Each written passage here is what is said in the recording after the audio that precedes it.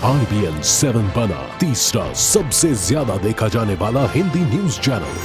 IBN 7 हौसला है। आम आदमी पार्टी को वोट देने की अपील पर किरण बेदी की पहली प्रतिक्रिया सामने आई है।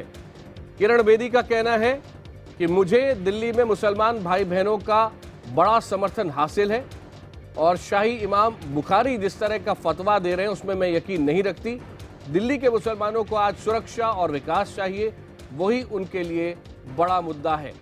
तो ये बहुत दिलचस्प बात है कि जहां किरण बेदी एक तरफ साफ साफ कह रही हैं कि बुखारी के बयान से कोई फर्क नहीं पड़ेगा, वहीं आम आदमी पार्टी भी ये कह रही है कि जहां तक इमाम बुखारी की अपील का सवाल है उन्हें इसकी बिल्कुल भी जरूरत नहीं। लेकिन रहिए सुनते हैं क्या कहा है किरण बेदी ने। शाही इमाम ने जिस तरीके से अपील किया है उसे कैसे देखते? मैं इसको नहीं समझती, मैं नहीं मानती। मुझे बहुत मुसलमान भाइयों ने और बहनों ने समर्थन दिया, खड़े खड़े उठे। मुझे इसमें विश्वास नहीं है। शाही इमाम की जो फतवा है उसका असर पड़ेगा? मैं ये कह रही हूँ, मैंने बहुत सारे बहन भाई, मुसलमान बहन भाई खड़े होके ऐसे से करते देखा है। मुझे पूरा विश्वास है कि वो जानते हैं। हर महिला आज सुरक्षा मांग रही है, हर युवा आज काम मांग रहा है, मुसलमान कम्युनिटी आज विकास के साथ अपने आप को जोड़ना चाहती है। ये मेरा विश्वास है। तो आपको याद होगा कि थोड़ी देर पहले इमाम बुखारी ने यह अपील की थी और कहा था कि आम आदमी पार्टी के उम्मीदवारों को सभी मुसलमान वोट दें ताकि दिल्ली में सेक्युलर सरकार बन सके। ये उनके शब्द थे। और उसके जवाब में किरण बेदी ने कहा है कि बुखारी के बयान से उन्हें कोई फर्क नहीं पड़ता। सुनते हैं किरण बेदी ने क्या कहा। शाही इमाम ने जिस तरीके से अपील किया है उसे कैसे देखते? मैं इसको नहीं समझती, मैं नहीं मानती। मुझे बहुत मुसलमान भाइयों ने और बहनों ने समर्थन दिया, खड़े खड़े उठे। मुझे इसमें विश्वास नहीं है। शाही इमाम की जो फतवा है उसका असर पड़ेगा? मैं ये कह रही हूँ, मैंने बहुत सारे बहन भाई, मुसलमान बहन भाई खड़े होके ऐसे से करते देखा है। मुझे पूरा विश्वास है कि वो जानते हैं। हर महिला आज सुरक्षा मांग रही है, हर युवा आज काम मांग रहा है, मुसलमान कम्युनिटी आज विकास के साथ अपने आप को जोड़ना चाहती है। ये मेरा विश्वास है। और इस वक्त हमारे संवाददाता रवि सिंह हमारे साथ है। रवि, इसमें कोई शक नहीं कि जामा मस्जिद के शाही इमाम ने वोटिंग से ठीक एक दिन पहले सभी मुसलमानों से ये अपील करके पूरा राजनीतिक माहौल गरमा दिया है कि सब आम आदमी पार्टी को वोट दें। निश्चित तौर पर गरमा दिया है, लेकिन आपको याद होगा कि शाही इमाम ने कई बार जो है कांग्रेस के भी समर्थन में इसी तरीके की फतवा जारी किया था और कांग्रेस के समर्थन में वोट देने की अपील भी की थी।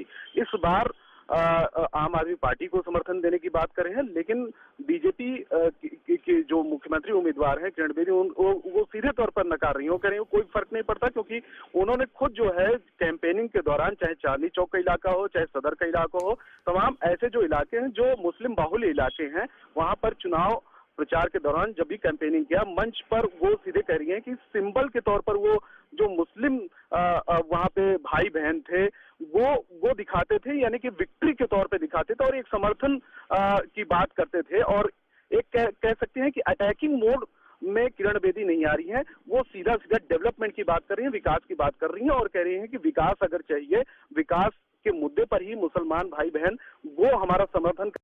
हमारी हिमायत सेकुलर पार्टी के लिए है और मैं इसी बुनियाद पर मैंने आम आदमी पार्टी की हिमायत का फैसला किया है। जामा मस्जिद के शाही इमाम को इस बार अरविंद केजरीवाल में ही उम्मीद की किरण दिख रही है। अहमद बुखारी हर चुनाव से पहले ऐसी अपील जारी करते हैं जिसमें मुस्लिम वोटरों से एक खास दल को वोट देने की अपील की जाती है। चुनाव दर चुनाव ये सिलसिला चलता आ रहा है। आमतौर पर उनकी अपील कांग्रेस और समाजवादी पार्टी जैसे दलों के लिए होती है, लेकिन दिल्ली में कांग्रेस की लुटिया डूबती दिख रही है। लिहाजा बुखारी को लग रहा है कि आम आदमी पार्टी ही बीजेपी का मुकाबला कर पाएगी। यही वजह है कि आनन फानन में मतदान के ठीक एक दिन पहले आम आदमी पार्टी को वोट देने की अपील जारी कर दी गई। मैं समझता हूं कि हिंदुस्तान के जो आज के जो हालात हैं और खासकर दिल्ली का जो इलेक्शन है बहुत अहमियत रखता है और इस इलेक्शन में मुझे राय देना मैं जरूरी समझता हूं। इसीलिए मैंने आज राय दी कि बेहतर है कि हम सेकुलर पार्टी को ही वोट दें, क्योंकि बीजेपी ने जो रवैया इस मुल्क में अपनाया है और जिस तरह मुल्क के हालात को खराब करेंगे। और ये जो जिस तरीके से शाही इमाम ने कहा उससे कोई फर्क नहीं पड़ता है। धन्यवाद रवि सिंह। करने की कोशिश कर रही है और फिरका परस्ती की बुनियाद पर वो फिरकों को बांटने की कोशिश कर रही है, तो हम ऐसी पार्टी की हिमायत नहीं कर सकते। हमारी हिमायत सेकुलर पार्टी के लिए है और मैं इसी बुनियाद पर मैंने आम आदमी पार्टी की हिमायत का फैसला किया है। बीजेपी से शाही इमाम का 36 का आंकड़ा स्वाभाविक है। 2014 के लोकसभा चुनावों से ठीक पहले शाही इमाम ने सोनिया गांधी से मुलाकात के बाद मुस्लिम समुदाय से कांग्रेस को वोट देने की अपील की थी। उत्तर प्रदेश विधानसभा चुनावों के पहले भी वो मुलायम सिंह यादव के पक्ष में अपील जारी कर चुके थे। अपने बेटे की ताजपोशी के मौके पर उन्होंने देश के प्रधानमंत्री नरेंद्र मोदी को नहीं बल्कि पाकिस्तान के प्रधानमंत्री नवाज शरीफ को न्योता भेजा था। 2004 के चुनाव में कांग्रेस से नाराज थे, लेकिन अटल बिहारी वाजपेयी के लिए अपील नहीं की थी। बस इतना कह दिया कि कांग्रेस को वोट न करें। हालांकि आम आदमी पार्टी ने शाही इमाम का समर्थन ठुकराते हुए कहा है कि उन्हें किसी सर्टिफिकेट की जरूरत नहीं। आम आदमी पार्टी को देश के आम हिंदू, आम मुसलमान, आम सिख, आम ईसाई सबके समर्थन की आवश्यकता है।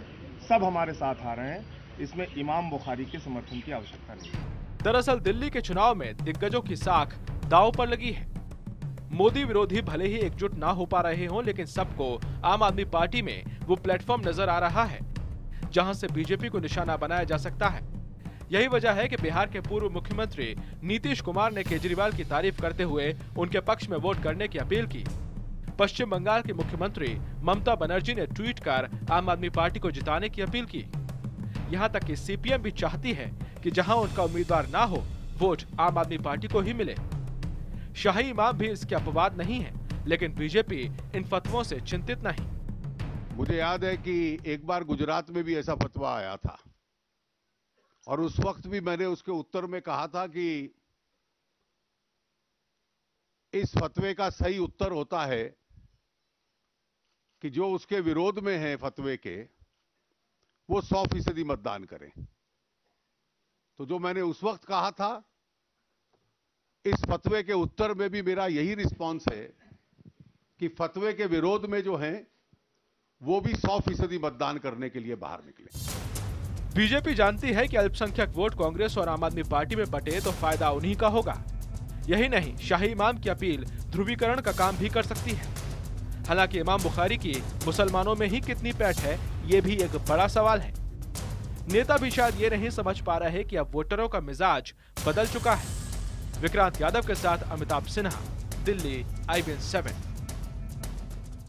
इस खबर पर बात करने के लिए हमारे साथ हैं हमारे संवाददाता विक्रांत यादव और अमित पांडे भी। विक्रांत, बीजेपी के मुख्यालय से और आम आदमी पार्टी के दफ्तर से अमित पांडे। लेकिन पहले आपको दिखाते हैं इस पूरे वाकये पर जाने माने कार्टूनिस्ट नीलाभ कैसे चुटकी ले रहे हैं।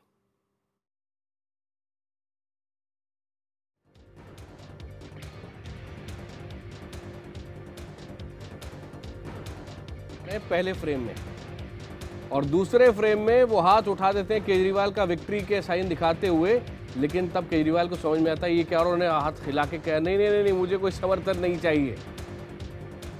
और यही अब से थोड़ी देर पहले हुआ भी है। बाकायदा प्रेस कॉन्फ्रेंस में आम आदमी पार्टी ने कई सवालों के जवाब दिए। उसके लिए आइए चलते हैं अमित पांडे के पास। अमित, ये बताएं क्या कह रही है आम आदमी पार्टी? देखिए, आम आदमी पार्टी ने जो समर्थन देने का फैसला जो किया था, समर्थन का ऐलान किया था, जो इमाम बुखारी ने उसको रिजेक्ट कर दिया है, उसको नकार दिया है। तो साफ तौर पर यहाँ पर उनका ये भी कहना था कि उनका कुछ लेना देना नहीं है इस बयान से, और वो अपने आप को एक दूरी बनाए रखते हैं। और उसके पीछे उनकी एक दलील भी थी आकाश। उसकी दलील ये थी कि जो दस्तारबंदी का जो समारोह था उसमें आम आदमी पार्टी का कहना था कि जो न्योता भेजा गया था भारत के प्रधानमंत्री को नहीं बल्कि पाकिस्तान के प्रधानमंत्री को न्योता भेजा गया था, और और इस वजह से वो अपने आप को दूरी बना रहे हैं बुखारी से। और शायद हम ये कह सकते हैं कि इस तरीके का पहले जब भी ऐलान करते आए हैं बुखारी, तो किसी पार्टी ने उनको रिजेक्ट नहीं किया था। आज पहली बार ऐसा हो रहा है कि आम आदमी पार्टी ने अपने आप को अहमद बुखारी के उस बयान से, इमाम बुखारी के उस बयान से दूरी बनाई है। तो ये भी इनका कहना था और एक तरह का बदला हुआ रुख देखने को मिला आम आदमी पार्टी की तरफ से। विक्रांत यादव, बीजेपी कैसे देख रही है इस मामले को?